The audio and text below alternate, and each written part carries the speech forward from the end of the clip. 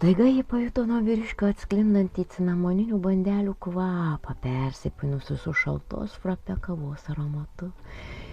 Ir pasijuto tokia alkana.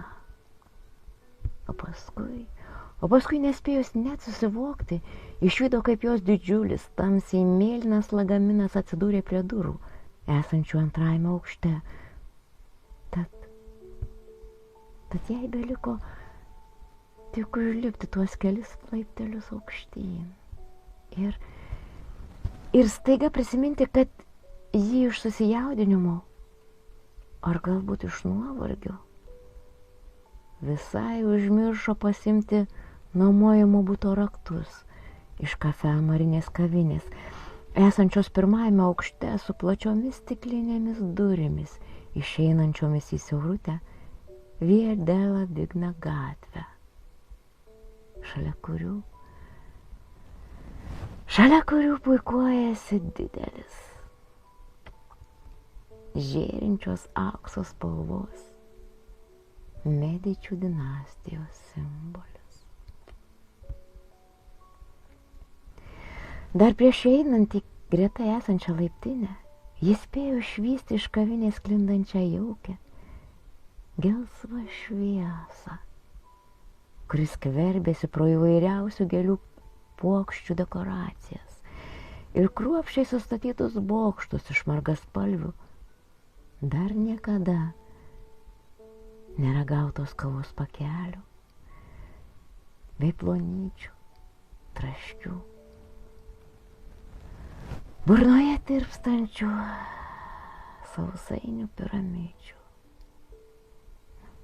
Taip jie buvo sutarę dar prieš atvykstant su kavinės savininku, kuris nuomavo dar ir keletą butų esančių tame pačiame laiko paliesto senos statybos pastate. O, ačiū už pastangas, bet deja, aš dar nespėjau iš kavinės pasimti buto raktų. Ji mandagiai nusišypsojo, suglumusią šypseną, nežinodama, kaip čia dabar išsisukus iš tokios keblios situacijos. Gaila, bet nebepasimsite. Kavinė jau uždaryta iki 8 valandos ryto.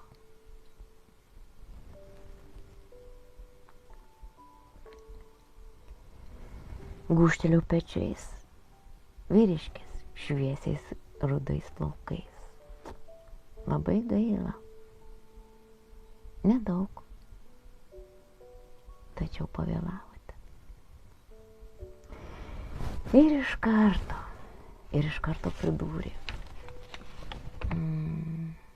Aš turiu sumanymą, kuris tikriausiai jums nepatiks, bet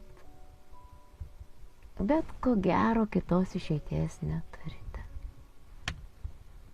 O tada juodo ilgo palto kišenėse jis stipriai suspaudė kumščius, jausdamas kaip aštrus nagai sminga į jauduliu drėkstančius delnus, ir širdis krūtinėje daužosi taip,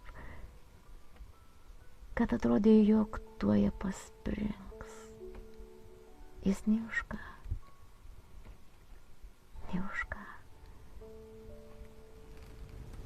Nebūtų dabar paleidę šios rudakės mažylės, tarsi nužengusios iš kito pasaulio atspindžių miražų. Vos tik išvydęs ją tamsioje siaurutėje laiptinėje, stovinčią prie didžiulio, sodriai mėlyno kelioninio lagamino, tokią pasimetusią, tokią pažeidžiamą, tokią trapę ir kartu tokią stiprią, nepalaužiamą, nenuspėjamą. Jį tarsi persmelkė kažkoks nesuvokiamas noras, kažkoks nesuvokiamas noras ją pavergti.